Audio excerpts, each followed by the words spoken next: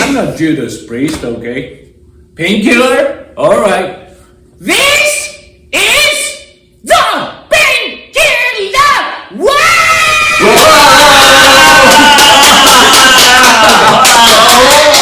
Seriously speaking, when you guys talk about something very important to somebody and you want a real conversation with somebody, what really bothers you is actually if your conversation partner is not really participating in the conversation, for example, being a one-liner or something, that's really frustrating, and that is the true pain. All right. So what I'm going to teach you is the true painkiller. So this class is going to be very interesting.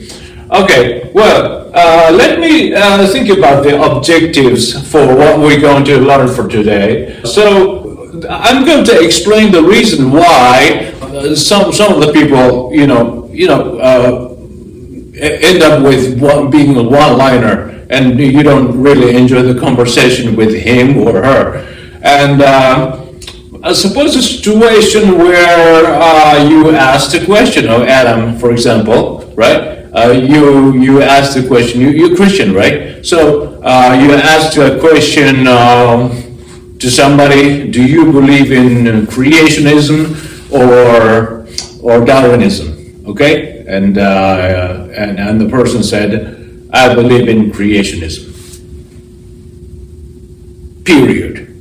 Okay? That's the end of the conversation. So you really don't enjoy this kind of conversation. So that's why you want to use the TEI Triad. This TEI Triad. I'm gonna explain it to you later. And in order to do that, we're going to use technology such as ChatGPT. I think I've already sent you guys the video of how to utilize ChatGPT and Google Doc, so you're familiar with them already. And so what you're going to do, what you have already done is you utilize the YouTube tutorial videos that I had created. And the second thing is utilize ChatGPT to train how to apply the TEI Triad in the actual conversation. And remember, ChatGPT has limitations. And so I want you to, kind of copy and paste the entire conversation with ChatGPT on the Google Doc. Okay, how you can do it? Okay, I've already introduced how you can do it by utilizing YouTube tutorial videos. So if you're not sure about how to utilize it, you can watch it again. And they just say yes or no, being one-liners.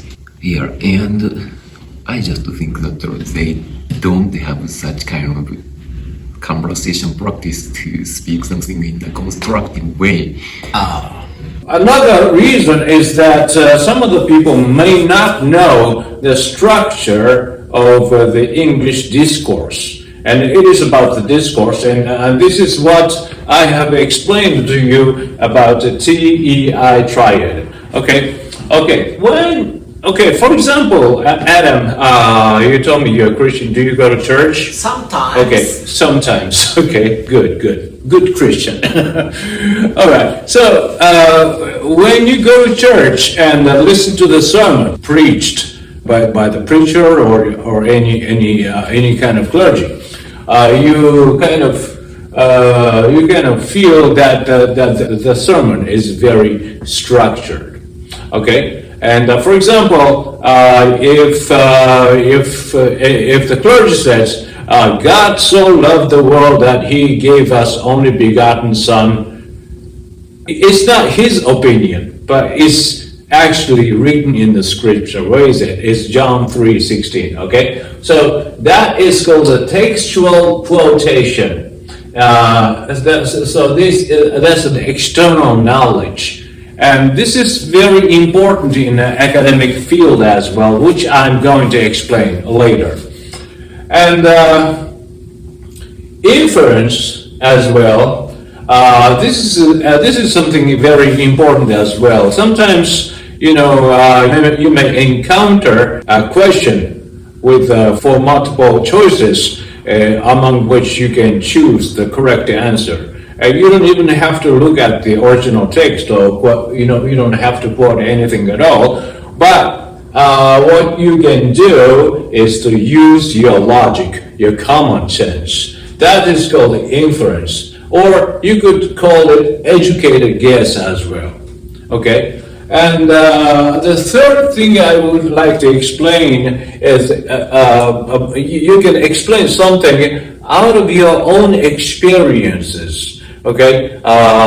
For example, I'm going to show it to you later how to utilize it. Even if you haven't experienced it, you can Google it, and you can search in the YouTube as well. That's another experience, and that is about what you experience in life. So let me just summarize what I have just said.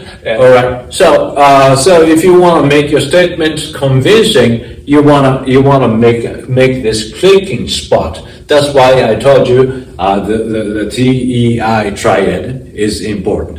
TEI Triad allows us to utilize it without having such kind of background history. Yeah, right. Question number 1: how many tomatoes are used at La Tomatina?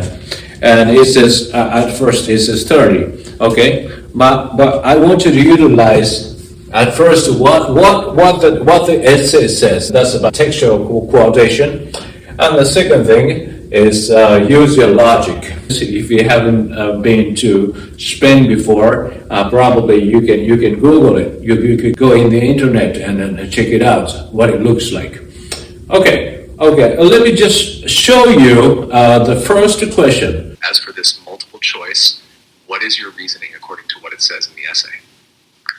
Well, it clearly states in the fourth line of the entire essay how I should quote from the essay. So it cannot be 30 tomatoes. Text score, 10 tens. Excellent. As for this multiple choice, what is your reasoning according to your own experience? Well, actually, I have never been to Spain before, but 30 tomatoes cannot make the whole town red just like that. So it's incorrect. Experience score 10-10. Strong reasoning. Even without visiting Spain, your observation from online videos and images is realistic and logically grounded. What is your reasoning according to your educated guess?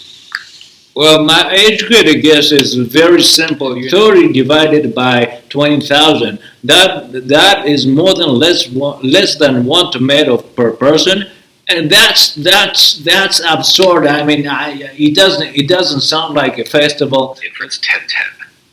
Very strong logical reasoning.